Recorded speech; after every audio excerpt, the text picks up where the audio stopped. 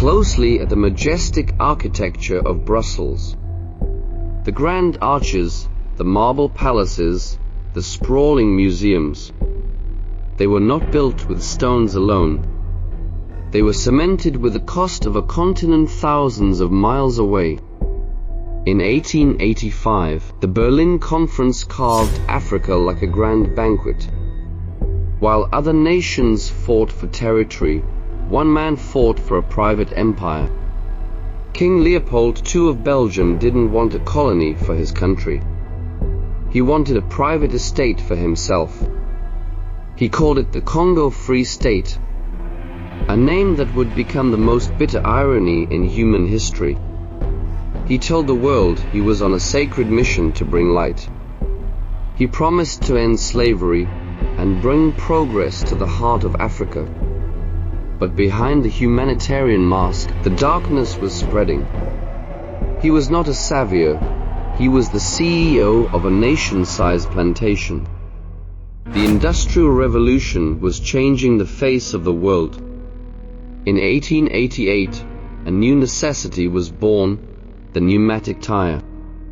Suddenly, the global market had an unquenchable hunger for one substance, rubber. The world wanted wheels for bicycles, cars, and industrial machines. In the vast, untamed jungles of the Congo, this red gold grew wild. It hung in the trees as thick, tangled vines. But this rubber was difficult to reach and dangerous to collect. Traditional plantations took years to grow and cost money to maintain. Leopold's ledgers had no room for patience or investment. He needed a system that prioritized immediate profit over human existence. He turned an entire nation into a silent factory of shadows. A factory where the raw material was sap and the fuel was fear. The mechanism of wealth was simple, absolute, and terrifying. He created the force publique, a private army of mercenaries. Their job wasn't to protect the people, it was to ensure the quota. The process began with the occupation of a village. Officers would seize the women and children as hostages. They were kept in cages, exposed and starving. The men were given a choice that was no choice at all. Go into the jungle and find the rubber, or never see your family again. To harvest the sap, men were forced to climb hundreds of feet into the canopy. They would smear the sticky, white liquid onto their skin to carry it back. When it dried, it had to be peeled off, tearing away hair and flesh. The process was agonizing, but the alternative was a death sentence. If a man returned with a basket that was empty, the punishment was systemic. The silence of the jungle was broken only by the sound of the whip. The most disturbing detail of Leopold's rule was his cold accounting. Ammunition was expensive, and every bullet had to be justified. Soldiers were required to prove they had used their rounds on rebels. A tragic currency emerged to satisfy the auditors in Brussels. Severed limbs were taken as proof of duty performed. Baskets of these grim tokens were presented to officers as receipts. It was a nightmare of corporate administration, a system where human parts were balanced against company costs. The invisible hand of the market had become a literal iron fist. There are images in the archives that still haunt the conscience of the world. A father sitting on a porch, staring at the only remnants of his 5-year-old child. The cost of a few kilograms of rubber was a family's entire future. Leopold saw none of this. He only saw the rising numbers in his bank account. As the population of the Congo faded, Leopold's profits reached the sky. Millions of lives were the fuel for this unprecedented economic miracle. The loss was so immense it physically changed the map of the continent. Entire villages disappeared, reclaimed by the choking jungle vines. In Brussels, the king was celebrated as the builder king. He used the donations from his private estate to build grand monuments.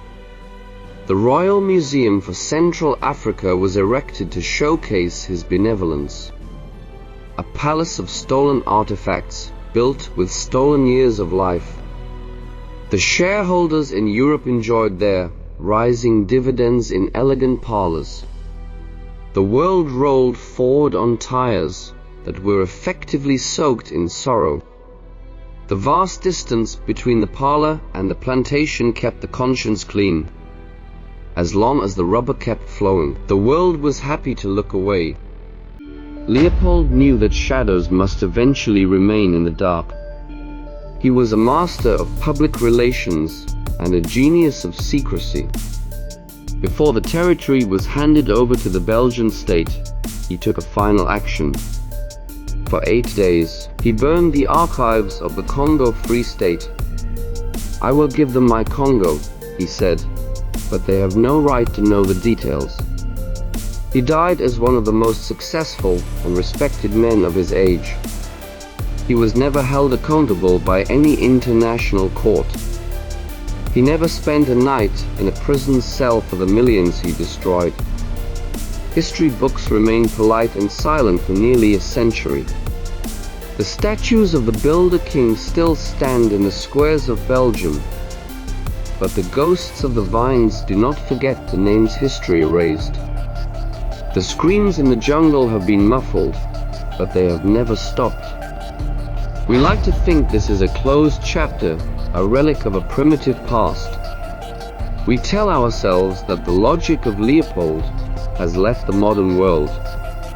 But look at the devices you hold in your hands right now. Look at the batteries that power our bright, green future. The cobalt is still coming from the same red soil of the Congo. Children are still digging with their bare hands in the suffocating dark. The hostage system has simply evolved into the poverty system. The mechanism has changed, but the cold logic remains the same. Maximum extraction, minimum concern for the human cost. The story of the red rubber is not just a history lesson. It is a mirror held up to the face of modern civilization.